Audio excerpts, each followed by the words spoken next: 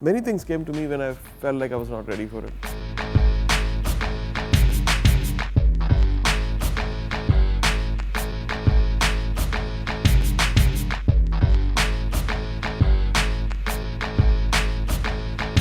Even my first movie, when I first met Mani Ratnam, I said, this is too big for me, I don't know whether I can do it. I had that self-doubt. But he felt, no, you can do it, don't worry. So it is Mani Ratnam there. Again, same thing happened in Broadway. Andrew Lloyd Webber said, I want you to do a musical. I didn't, I'm a film musician sitting in a studio and making music, and that was completely when I look at back, it's so huge. Starting the KMMC, conservatory, and what comes out of it is breathtaking for me. When I go there, I feel like maybe this is the reason why I was doing all this. Kun Faya Kun was very, very tricky because it's a very powerful, phrase in the holy text, and I was hesitant, and Imtiaz Ali said, no, sir, we'll do it. We'll do it with a lot of respect, and it's kind of reached so many different people and crossed boundaries. Yeah, my other collaboration is my wife. Grew up as an introvert and never had any friends. I mean, I have very, very few friends. No girlfriends, nothing. These are people who sing with me and then they would go. So for me, she is probably my first female acquaintance, other than my sisters. I think she is probably one of the reasons why I probably stuck on to music more. Because she loves peppy music. She's a very, bubbly person.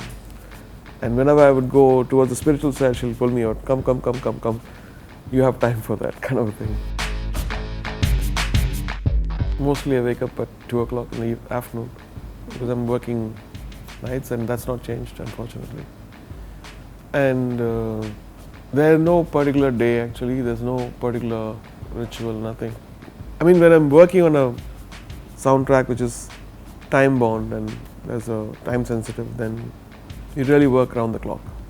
You sleep for 5-6 hours, get again, and 3-4 studios working together.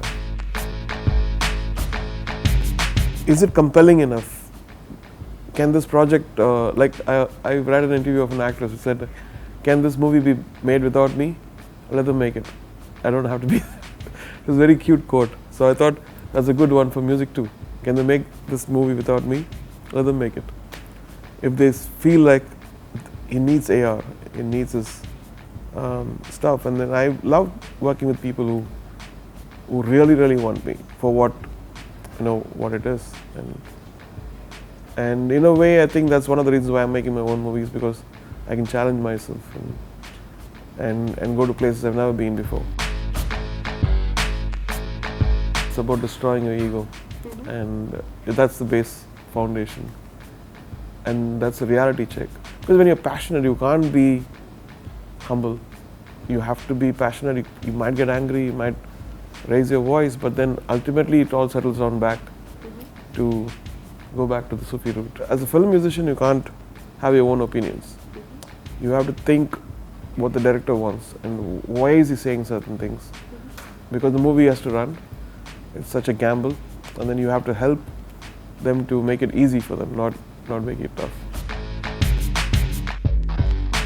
Even you take a family, there's a fight and people are accusing each other.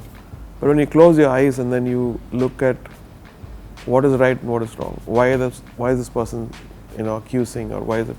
There'll be a truth in somewhere. There will be some kind of inner conscience telling you what's right, what is wrong. So I believe that India is a nation which possesses that, greatly more than, nobody can brainwash anybody, whether it's this community or that community. We all have a conscience, and that's what makes me feel, the urge or the motivation to do music. Because music is another thing where you can't, when you listen to bhajan, you can't deny the purity in that. And when you listen to Qawwali, again, you can't deny the purity. And ultimately, I think for me, that's what matters. The intention and the deep-rooted essence of truth in everything is beyond all this polarization, beyond all politicization. And and it'll settle down, because wherever power, there's so much power, and empowerment happens, there is also a certain kind of a devilish attitude, and even the good people get corrupted. They say that if God wants to destroy someone, He gives lots of power and money to that person. And I always fear that when you have that kind of power, you just have to be very, very careful.